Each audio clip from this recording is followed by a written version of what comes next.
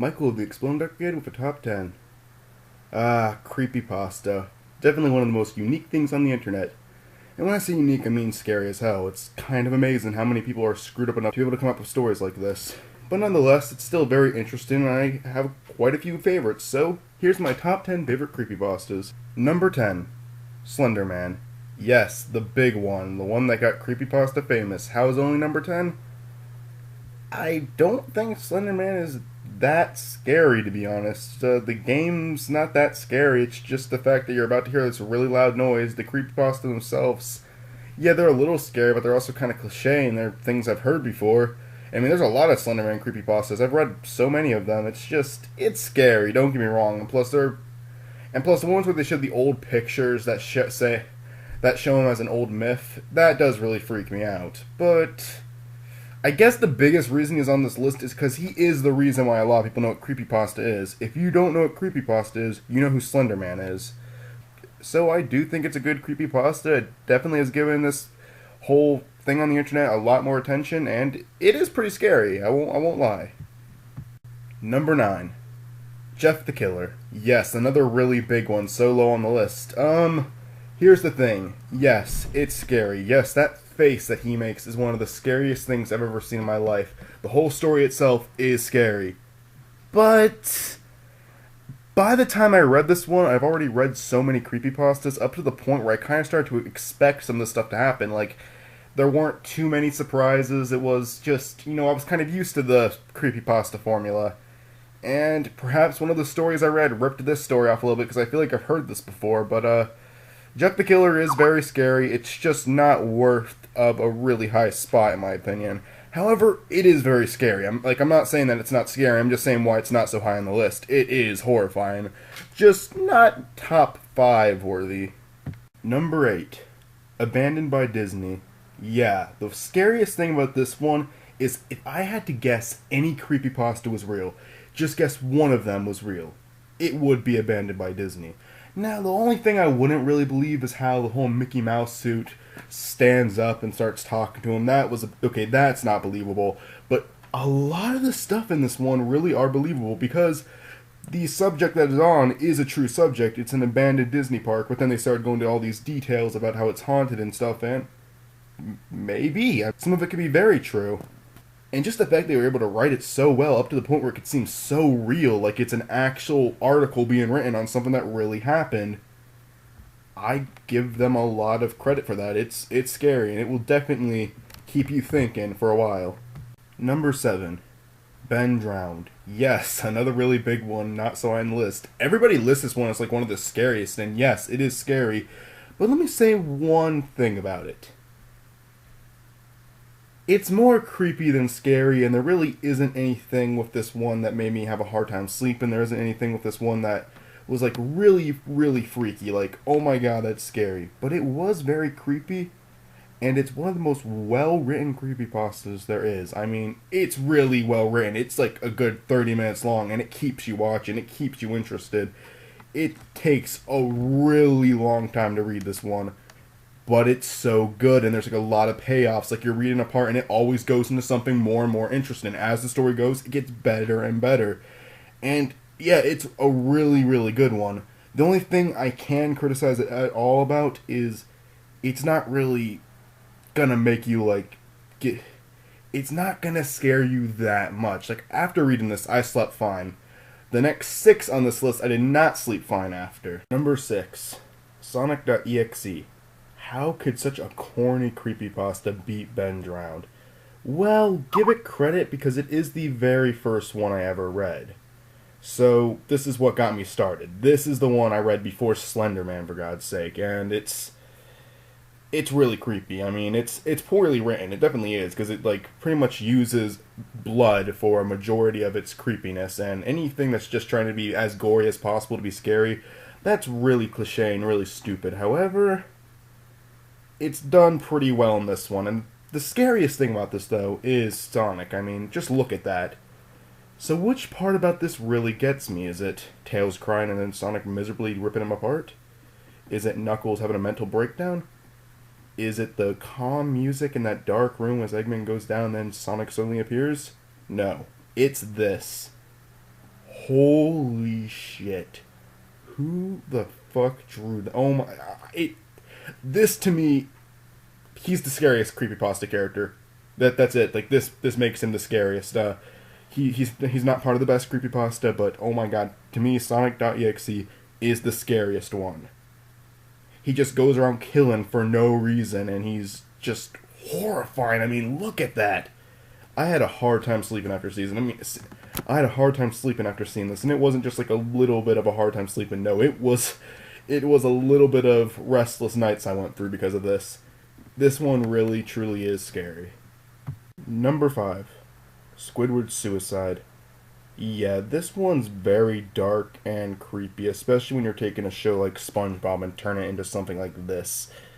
What can I say about this one other than it's not really like anything like Sonic.exe where I saw something that made me have a hard time sleeping. The only reason I had a hard time sleeping with this one is because I couldn't stop thinking about it. I mean, it's really, really a dark story, and I mean, it's very creepy. It's like, I think there is a difference between the word scary and the word creepy. This one is freaking creepy. I mean, it's one of the creepiest things I've ever seen in my life. And it's the second one I read, so yeah, once again, this is why I got it for my first impression. I think I started off like with one of them. I should have started off softer than this, is what I'm saying. Like, Squidward's Suicide is considered to be one of the scariest, and it's the second one I read. It is something that really just kept me thinking. It's something so silly as a creepypasta about a kid's show, but I couldn't stop thinking about it. It was really bothering me. Read the creepypasta and you'll know what I'm talking about. Number 4. Lavender Town Syndrome. So, a lot of people have also heard of this one, and a lot of people who haven't heard of creepypasta have heard of this one. It's a song from the Pokemon game that has a rumor that it made a bunch of in it. Now, this song is still in the actual game, it's just not the original version, and I'm not going to play the original version just because, while it will not make you commit suicide, that is just a rumor, it's not true, it is very irritating to listen to, and it will hurt your ears. And the thing about this one is, it's also very believable. The only reason I think Abandoned by Disney is more believable than this one is just because it's already been proven that it's not true. It's been proven it's not a true story. While Abandoned by Disney has not been proven to be a fake story. It could have been real. I mean, I don't think it was real. I really don't. But I mean, if I had to guess, I would say Abandoned by Disney. But it's still very freaky. I mean, if you listen to the actual music, you'll know what I'm talking about. Just type in Lavender Town original tune, and you will instantly agree that this one belongs on the list. Pokemon Dead Channel. This game makes me afraid to put back in Hey You Pikachu, possibly seeing something gone horribly wrong. Oh man, this one is about Pokemon Dead Channel, which was a game that let you have a pet Pikachu. However, the owner of the game grew up and stopped playing it, but put it back in years later, and everything went to hell. It's as if time actually went on, and he was abandoned. His name was Berber, and to me, he's one of the most unique characters in creepypasta. Not one of the scariest, and actually, you spend a lot more time feeling bad for him than you do hating him and being afraid of him. While he is very creepy at points, so many points, it's just, you want to hug this little guy. I mean, you feel so bad for him. You feel bad for everything he's been through. But at the same time, he's a freaking psychopath.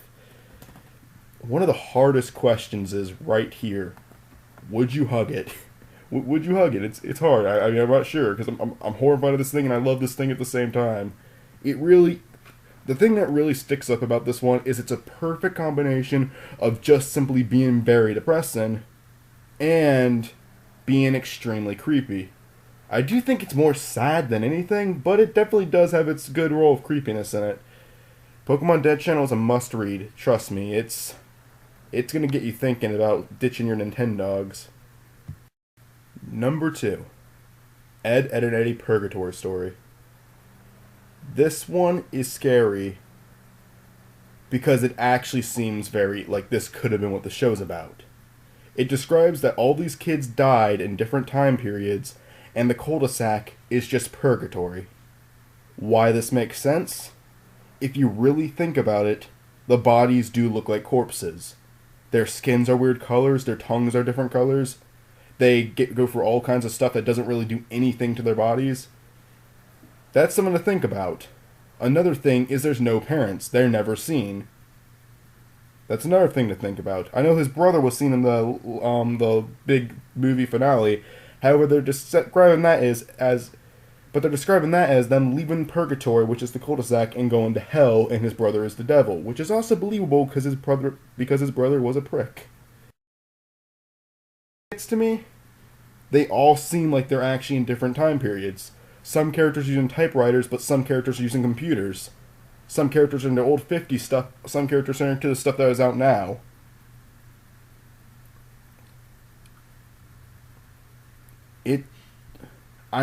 Read the story, it all adds up, and the fact that it adds up so well is really creepy. And I mean really freaking creepy. And number 1 is The Terrible Secret of Animal Crossing. You've probably never heard of this one. Neither did I until a while ago. And let me just start by saying it's 13 chapters long, and if you read chapter 1, you're going to read it as it's the most corny thing ever. But as the chapters go on, it starts getting darker and darker, and more brilliant and more brilliant.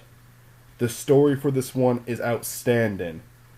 The characters are outstanding, and the creepiness, my god, yes, this one does belong as number 1. If you never played Animal Crossing, you're probably going to find it less interesting, but if you played it, you're still going to you're going to love it. And even if you never did play the games, I still suggest giving it a read. Because it's really freaking good. Like I said before, it starts as one of the most corny things I've ever read before, but as you get more and more into it, it's just this really freaking scary, messed up story. Even as the story goes on, the pictures start getting creepier and creepier and creepier and creepier and creepier and creepier and creepier and creepier and creepier. Yes, there's pictures in this, by the way. There's pictures all over there's pictures for almost every bit of dialogue in the entire story, which is also pretty unique. And it ends with a little bit of flash animation. This one, I don't know what to say. And the villainess, the character that's supposed to be the creepy thing about it, yeah, she's really fucking scary. So, that's my top 10 creepypastas. Let me know what you guys think in the comments below, and I'll be back next time.